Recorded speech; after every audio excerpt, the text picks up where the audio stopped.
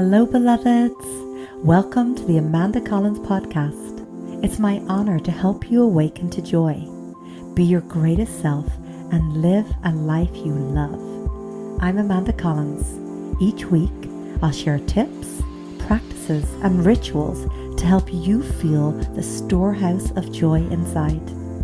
I'll answer your questions and talk with thought leaders from around the world about health, wealth, love, conscious living, and parenting. Are you ready to live your most fulfilled life? Welcome to Awaken to Conscious Business with Dave Towe. Dave has over 40 years of business and leadership experience, which he brings to his current position as founder of Wave Academy, a San Diego-based nonprofit providing specialized aquatic bodywork therapy to military veterans diagnosed with post-traumatic stress, PTS, their families, and caregivers. As a student of aquatic therapy, Dave has studied with the industry's elite. Through his for-profit company, 4 Elements Alchemy, LLC, Dave has provided aquatic therapy sessions to the list of who's who at private resorts, including the Golden Door Spa in Escondido, California, and the world's best destination fitness spa, Rancho La Puerta in Baja, Mexico. Prior to founding Wave Academy, Dave held senior positions as Director of Sales, Recreation Equipment Incorporated at REI, Vice President of Operations at REI, and Vice President of Retail at Adventure. This is an amazing interview. Dave shares all about finding balance between creating your own conscious life and business while allowing the flow of the universe to support you and the tools that he uses for this. What is conscious business and how to overcome fear in creating your dream business? And Dave shares his day-to-day self-care tips of how to sustain yourself when you're in a position of service and devotion. So honored to have you here today, Dave. Thank you so much. I have known and loved Dave for over a decade, and he is just incredible. And I actually had many powerful watsu experiences with him that were just off the chart amazing. Powerfully healing, releasing, loving, connecting. And I am just so grateful. And thank you for being here with us today, Dave. You're most welcome, Amanda. It's a pleasure to be here. Well, I would love to just, get stuck into, awakening to conscious business. And what brought you, it seems like throughout your whole, purpose in work, it's all come back to either you founding or directing conscious business. Can you tell us kind of how that manifested in your life? Well, absolutely. I think, throughout my entire life, what I've learned is there are certain threads of purpose that I carry in my core values. And as a conscious business owner, I think the most important thing that one can do is take a look at how you actually implement a conscious business platform or a strategy with the underlying intention that you're impacting people, human lives, that you're impacting community, you're impacting the environment and the greater good of the planet. Based on what for me, it's a deeper conscious value of knowing that everything is connected. So that's kind of a broader scope of how I operate within a conscious environment and a conscious company. You were the director of sales and vice president of operations for REI for like 13 years. Tell us a little bit about that. Yes. So one of the things that is really important within working in an organization such as REI, which is a Fortune 10 best company now based on their employee feedback, is that every single employee in the organization is very, very involved in whether it's planning, feedback, giving information to other aspects of the organization to help the organization grow and become a vibrant company that also carries the similar values that I talk to, sustaining the environment. Everybody at REI also love to play outdoors. So every single employee knows something about the gear that they sell because they use it, and they can talk to customers as they walk in the door and give them the right information to buy the right product. A company like REI also provided outstanding employee benefits. We were given 6-week sabbaticals after the first 10 years of service, where you could go off and climb a mountain or hike a trail or do a mountain bike ride, paid for by the company. The company was known for having really, really outstanding employee benefits across the board, which is profit sharing, employee benefits, employee discounts, et cetera, et cetera. So as I worked for a company like REI, what I like to do in an organization, or any organization I work for, is to surround myself with really amazing people. The key for me is to surround myself with others that have spirit, that have purpose, that are enthusiastic, that are fun as a work team. And one of the things that I was known for at REI was promoting people within the organization to move up, giving them a little extra time, giving them a little extra coaching, giving them a little more affirmation that they're doing a great job in the jobs that they do. But I really, really enjoyed my tenure at REI as a manager, director of sales and operations, and the VP of operations while I was there. That's amazing. In a way, REI, that's kind of like the macrocosm, right? Exactly. Of what you've gone to create, the microcosm in a way, like, and what I'd also love, there's so many questions from all that you're saying. It's yummy and delicious. But one thing is, that's such a gift to recognize. It may be something that somebody hasn't even recognized within themselves, like this potential to expand and to grow, and which in their soul they really want, but you see that, and you kind of like, would you say that was a very intuitive process for you, where you kind of saw employees and you saw like a special light in them, and you supported and kind of nurtured that potential within them? Yeah, really good question, Amanda. I think I call myself a talent scout, looking for the future leaders out there that have high potential. And of course, it is a very intuitive process. As you scan the environment, I look for employees that are self-starters. I look for employees that go the extra mile without asking for it. I look for employees who are making good, conscious decisions daily, whether it's with a customer. For example, let's say a customer comes in the store and says, I'm going to Nepal for a climb or a hike, and I need a parka. Well, if you've been to Nepal like I have, or others, you don't need a rain parka, because it doesn't rain there. It snows, and it's very cold, and it's very dry. So you need something lightweight, like a down parka. So instead of selling the customer a big raincoat and a down parka, we're not going to do that. We're going to let them know, well, I've been there.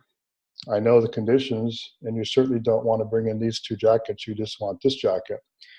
And watching the employee help customers make those decisions is part of that process of screening out those who get it, those who don't quite get it. The other thing I look for is employees that have heart and spirit. And I think we all know and see that when it happens. There's just a brightness, there's a lightness, there's a joy that comes through the language and the conversations that others have. There's always a positive expectancy as well. So those are some of the things that I would look for as I help groom some of those who moved up in the organization. Thank you so much for sharing. Years and years, like it feels like lifetimes ago, I used to work at a clothing store. This is like back in college days, and women would come in and they'd be like, you know, oh, should I get this dress? And I remember, some of the salespeople I used to work with, like, yeah, yeah, it's gorgeous, and really, it was not honoring them. And it's like, yeah, get this, and then this and this other color, and rather than being like, like, why don't we try this, or we'll get new stock in soon. So I hear you when you're like, being completely honest and Yes, authentic and yes. really connecting with the client and been there, done that. And if not, hey, I know that Tommy over here was just in Nepal. Let me bring him over and maybe he can give some advice. Exactly.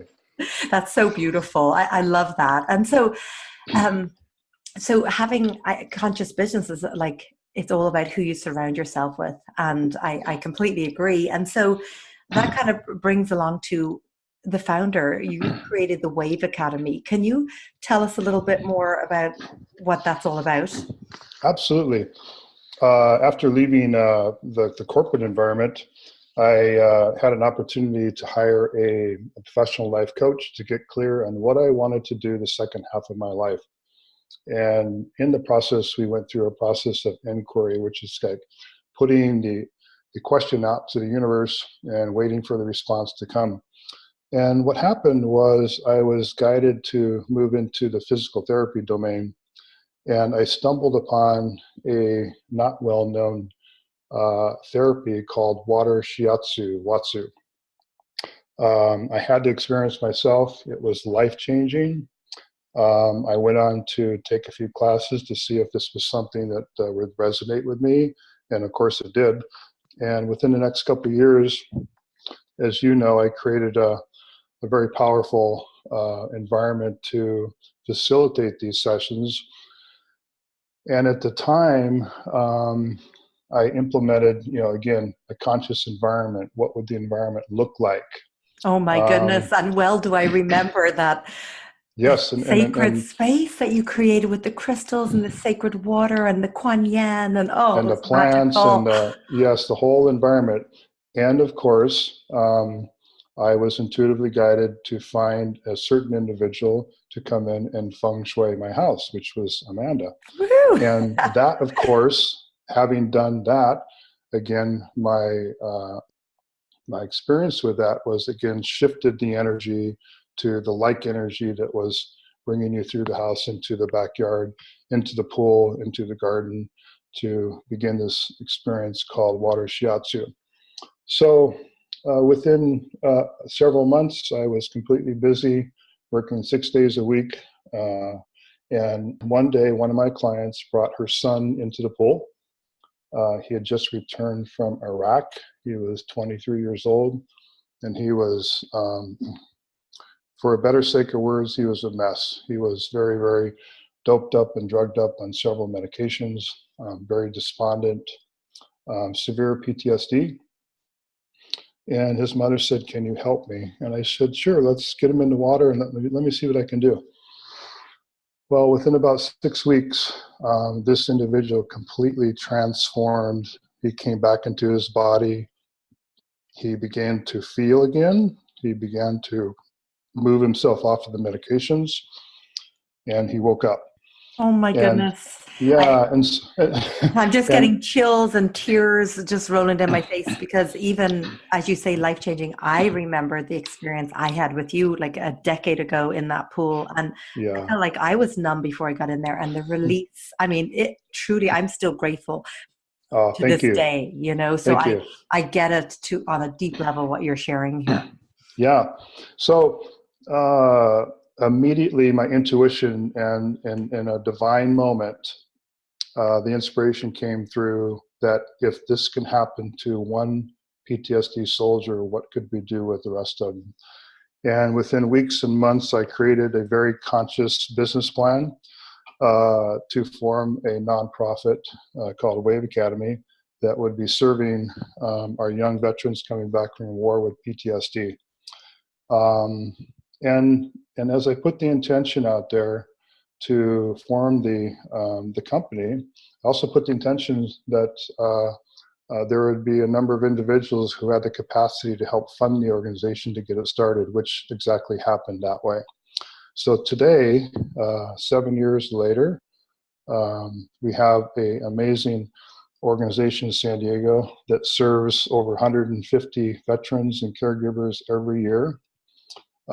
We partnered with Johns Hopkins University 4 years ago and demonstrated a 28% reduction in post-traumatic stress over an 8-week period with these young service members. And what's really amazing, Amanda, and this really ties into the conscious effort that goes into this business, is the goal here is to save lives. Many of these young service members have suicidal ideation or have attempted suicide. And my goal with the organization is to see that these kids stay here on the planet and help contribute to our society in the future when I'm gone someday. Also, most of these young men and women have young children at home. And so the goal here is to help mom and dad come home and better mom and dad to the kids. And then third, many of these veterans are in the process of separation and divorce. And so we develop a commitment during the treatment that they stay in the relationships while they're in the treatment with us to see how that can also heal as they heal in the water going forward. My goodness. That is so beautiful. I mean, again, I'm just getting chills and teared up because it's like the next generation. It's like these young men and women coming back and then healing them and their children, right? Yes. And so is there a percentage rate for those that commit to staying in the relationship? And because, if they do come home with PTSD and, they're not, obviously everything is skewed, they're not seeing things clearly. Do you find that there is, healing within the relationships? Now, the current way that we track the data, we haven't come up with a mechanism to support that specific question yet, Amanda. That'll be coming forward. What I can tell you is the hard fact of the reduction in post-traumatic stress at 28%, which is deemed very significant from Johns Hopkins. Now, we don't use medication. This is a holistic treatment, and I believe it's one of the best holistic treatments on the market to help our young vets move through their healing with post-traumatic stress. And all the vets will tell you through the program, and you can look at different testimonials on our website at waveacademy.org, how this has transformed their lives in their homes, their relationships, and their families. We have a lot of testimonials there. It's so beautiful. It's what you've created here is just something that just keeps on giving and giving and serving in so many levels and dimensions in a way, Thank you. Yes. for this, I think it's, what's really important, I think, if you move in the process of creating a very conscious company, is that you understand that what's happening is a calling of a higher purpose. It transcends making money. This isn't about making money. This is about impacting lives. It's about impacting humanity in a positive way. And that's probably the most important underlying intention with a conscious business is moving in that domain versus a profit and loss statement and the financials and looking at your numbers every month and et cetera, et cetera. The companies that really create amazing core values that specifically speak to taking care of employees, taking care of stakeholders, making sure, let's say, manufacturing practices are the best, making sure, let's say, the ingredients of what goes into your product are the finest ingredients on the planet. That's when the magic happens, because as you move into that magical formula, everything seems to take care of itself in your business. It's so true. And I would love to know that how, let's just look at the Wave Academy in particular. Mhm. How has that affected your life since you've created it? What have you received from the creation of this manifestation? Oh, yeah. Thank you. That's a great question. Whew. Let me take a breath and think about this. As I moved into the first few years of developing Wave Academy, I wanted to leave a legacy, something that I could know that would continue on after the day that I leave this planet. I wanted to form an organization and provide service that would have what's called a ripple effect. By touching one person, they touch two people, that person touches another four people, and a ripple effect occurs. My belief is that every soldier that we touch, and the way that we provide this therapy, that what I will never know is what happens next after they leave the pool. But what I do believe and what I know is happening is the better good, a better person is moving forward that will go on to do things that I will never know, that will have a wonderful impact on a person, a community, another business, et cetera, et cetera. There's a quick story I'll share with you. While I was in a former career as student affairs at Washington State University, right out of college, I was working for the student affairs office. And I was in charge of taking a look at all the students who failed their first year as a freshman in college. And what were the circumstances? Should we bring them back? Can we give them a second chance? And there was an individual that I knew was very smart. It was one of those individuals that we talked about earlier, where I could see that they were doing a great thing, but they just had a problem with too much drinking and having too much fun their first year in college, so they failed. So that summer, I called this individual and I got a hold of his parents. His parents owned a farm in Washington State. And I said, would it be possible if we can bring your son back to college this next year? And his parents were shocked. They said, oh, could you please do that for us? We really need him to go to college. And this was the first son who'd gone to college in the farm family, which was a big deal. So we brought this person back. I won't share his, I guess I'll give him a fictitious name. His name was Sam. So I said, Sam, you can come back as long as you get some counseling, and as long as you don't go to all these parties next year and drink too much. I want you to come back to school and see if we can achieve your dream of committing to and going to college. Well, Sam went on to finish his degree, and then he went on to get a master's degree in horticulture in Washington State. And what I didn't know is he went on to become one of the experts in a horticultural field in Washington State, overseeing the cherry crops every year, those beautiful Washington cherries. So one day, as I was working for REI as a store manager, this big 25-pound box of cherries showed up at my doorstep. And I'm like, where are these from? and I opened a letter, and the letter was from Sam. And Sam said, Dave, you probably don't remember who I am, but I was the kid that you brought back to college and gave me a second chance. And here's what I do today.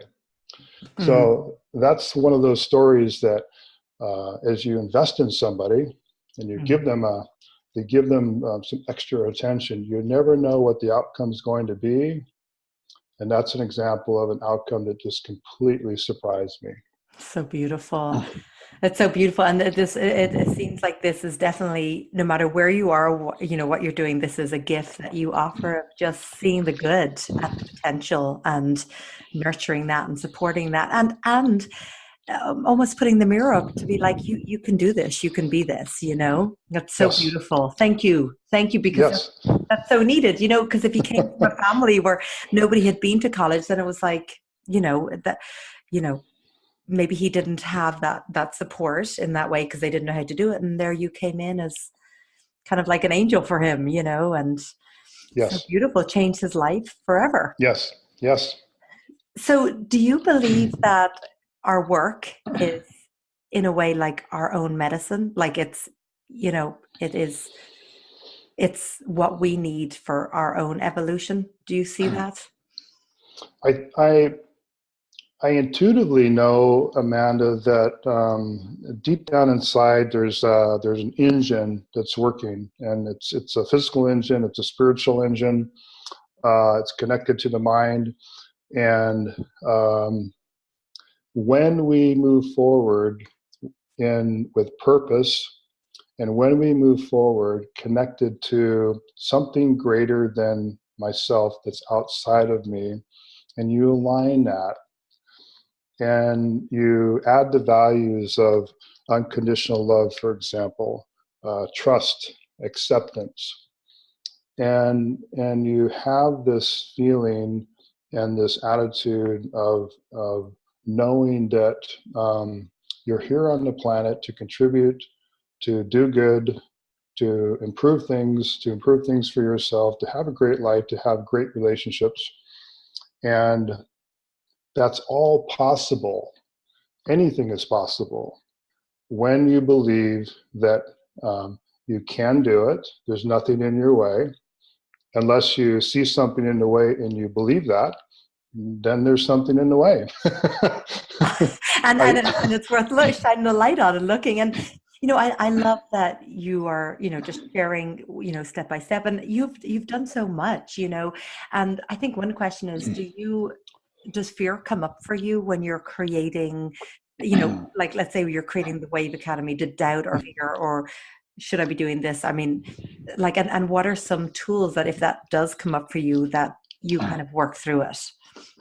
Yeah, really good question. So the should question, should I be doing this? I definitely use a process of inquiry. If I'm not clear myself of going in one direction or the other, or one path or the other path, I'll put the question out there to the universe.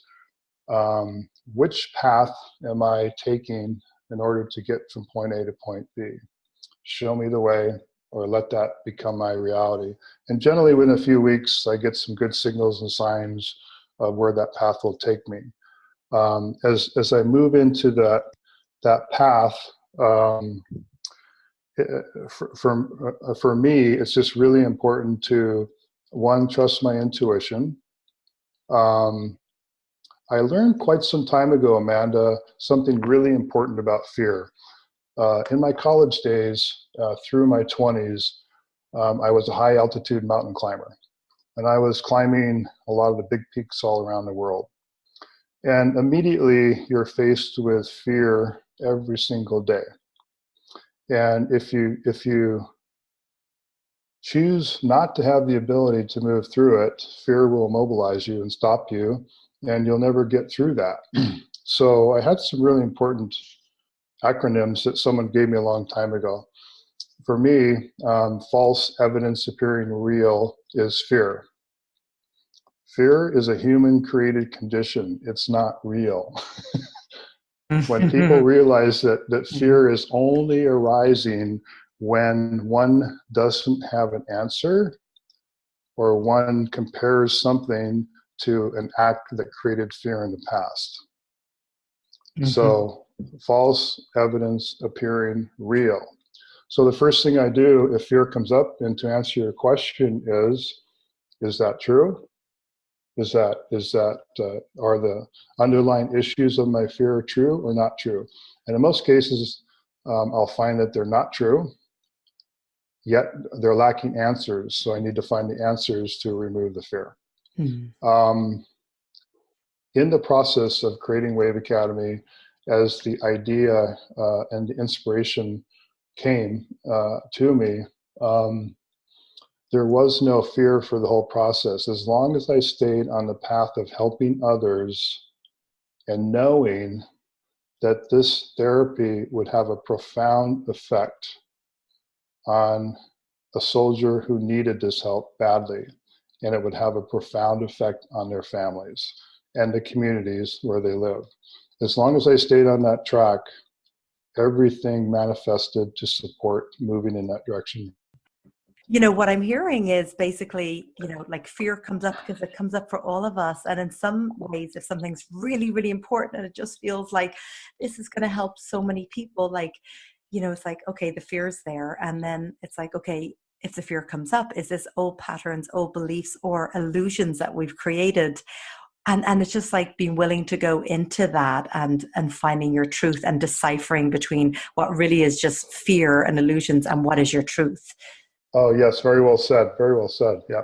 Mm-hmm. So beautiful. It's, and it's so powerful because I think every time you want to create new, that can come up, and especially when it's something that's really important to you. So you do so much on a day-to-day basis, and create so much, and it's all in this giving role of service and devotion.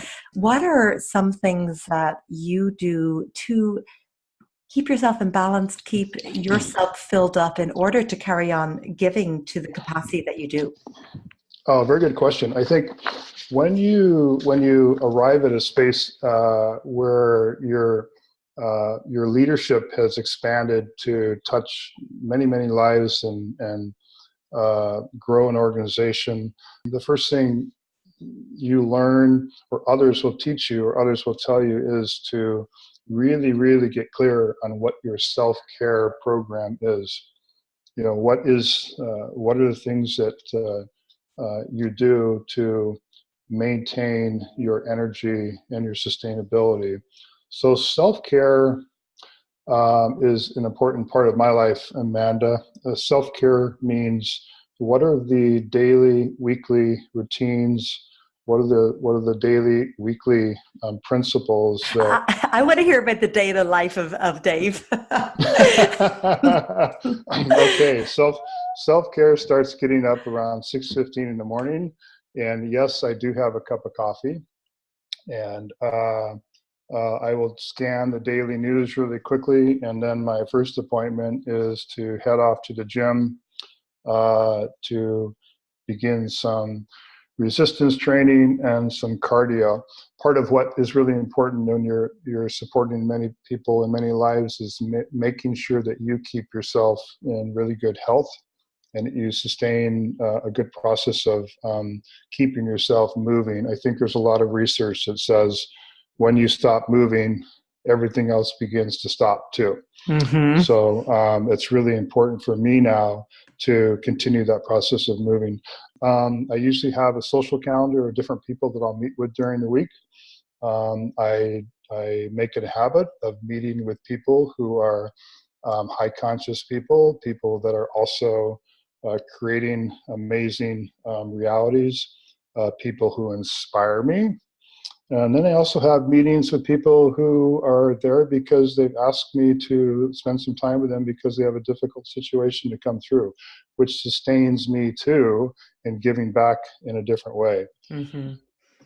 My diet is really specific. It's very clean. I definitely stick to all the organics and fruit and vegetables and make sure that what I ingest and put in my body is also sustaining myself and my energy level throughout the day. Included in all of this is taking time off. And that means for me, I have to schedule months in advance, blocks of weeks to take some vacation time. And those times are usually meant to be in the outdoors, communing with nature. In fact, I just got back on a 3-week vacation up in Northern California, where I spent most of the time outside. And outside is where I get to be re-energized. Absolutely. And so self-care, any good leader should have a good self-care program, and a number of team members that you can call on your self-care team that will respond to you very quickly if you need some help. Absolutely. Yeah.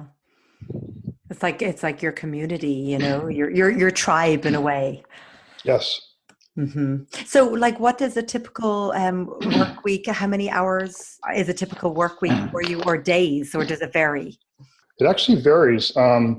As of January, I hired a new executive director to run the daily operations for Wave Academy, so that I could step back and begin to analyze where my life is going for the next several years. I'm turning 57 here in a few months. I'm beginning to look at what's going to happen in the next 20 years, and where does Dave Towe want to be, and where does Dave Towe want to go during that process. So I'll find myself in the water a few times a week working on a number of private clients. And I will do a certain amount of hours where I'll be working with our donors and our fundraising aspects for Wave Academy, and working specifically with the executive director and the progress that we're making with Wave Academy. I'm also in the process of moving back into a new business that, well, actually it's a recycled business from 12 years ago in a website called beclearcoaching.com, where I'll begin to do some individual private coaching for individuals next year as well. So that's basically where I'm spending my time. Over the weekend, I probably worked on about 9 clients in the water, which is a typical weekend, providing water shiatsu sessions. So amazing. And first of all, I just love that you're willing to just take that time. You know, you're like, okay, I'm about to turn 57, which you look more like 37. And I think it just, you know, and thank you. But you know what I love? It's like every single aspect of your life is consciously, it's from this conscious place, and it's whether it's diet or people that you surround yourself, your environment, and then just like, you know what's in store for the next 20 years? I'm going to pause here, and I'm going to take that time to like, what in my heart and soul like is speaking to me right now, versus like always just being in default and, you know, whatever stumbles upon your path. I love that you're like, you know, what speaks to me, and what else do I want to create, you know, from this place. And then I'm sure, just knowing you, and you work, you know, so much in the water, which is about fluidity and flow, that, you know, you're like, what's in store for the next 20 years? Let's maybe look at a plan, but also letting things organically flow. I think it sounds like there's a balance of that. Absolutely. And I think it's really important to always take stock of where you're going. You may know this, and most of my friends know this, and my business associates know this. Every year I create a vision board. And on the vision board is pretty much the intentions of where I would like to choose to be, go, get during the year. And I've learned that if I can get ahead of the ball here, that there shouldn't be too much reacting to life. I can then move into participating in life and being more present every day. If I've already put out the picture, the vision, the mission of where I'm going, and allow it to manifest, then I can be present today and be a part of life, not reacting to life. What I see happening in society right now, and humanity in general, is everybody is reacting to the speeding up of what's happening in life today. And I think it's really important for me to learn how to project, anticipate, vision, and most importantly, choose my direction in the future, and not have life, or not have society, or have my circumstances choose my situation. Mm-hmm. That certainly gives me a much more fulfilling life and purpose. So beautiful. And just being in your presence, there is such a feeling of presence and stillness and empowerment. So thank you for just modeling that for all of us. And again, coming back to the fact that you give so much and you make such a difference in the world. I have a question for you. May I and all of our listeners here with us, how may we be of service to you in this moment? That's a very, very beautiful question. And I think for you and all of the listeners here, taking a moment for all of us to settle into a very nice, beautiful meditation that has a future vision of humanity taking care of us in a community, that has humanity, that each person here that's listening sees themselves extending out to others in a very purposeful, heartful way, doing no harm to others, and giving back, looking for opportunities to do good deeds in the moment and every day. If everybody would do that just for a day, everything begins to shift and change. So beautiful. So I would love to just say to all of our listeners, you'll see in the comments below, share with us per day, request of how we can be of service to him. How can you do something to create that ripple effect of, playing it forward? So share with us below in the comments. We'd love to hear. And I just want to say thank you from the bottom of my heart, Dave, for being here with us today. Well, Amanda, thank you so much for the opportunity to be here. And thank you for sharing your wisdom, your knowledge, your love, your heart to all of those who are participating in your ever-growing circle that's getting bigger and bigger every day, which is amazing to watch. Thank you. Thank you so much, Dave. Dave, is there a couple of words of wisdom that you would like to leave us with today? I think, yes, and thank you for asking me that. I think it's really critical for everybody to really stay grounded during this time of change right now. I think everybody is aware that change is accelerating faster and faster. There's certainly more information coming across our desk every day, across the television. And it's very difficult for everyone to process all this information. And I think as I work on different individuals in my therapy, what I see is a lot of people that are returning with a lot of stress.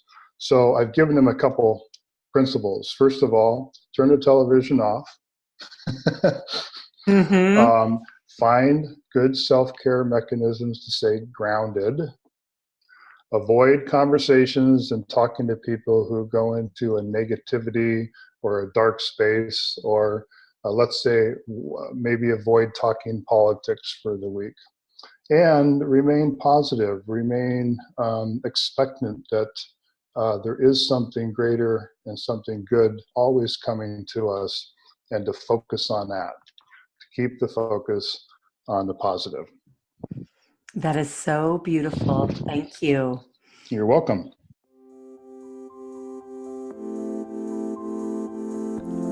Thanks, beloveds, for joining us today. Please come over to themandacons.com to continue the conversation and get access to all my podcasts, blogs, and videos. Did you enjoy this podcast? If so, please subscribe to the Amanda Cons podcast on iTunes and leave us a 5-star review. Feel free to pass this podcast on to your friends. That helps us get incredible guests to share their secrets for an inspired and joyful life. If you want more great resources, come over to amandacons.com and join my mailing list for all my latest content. Thanks so much for listening. Until next time, I'm sending love and joy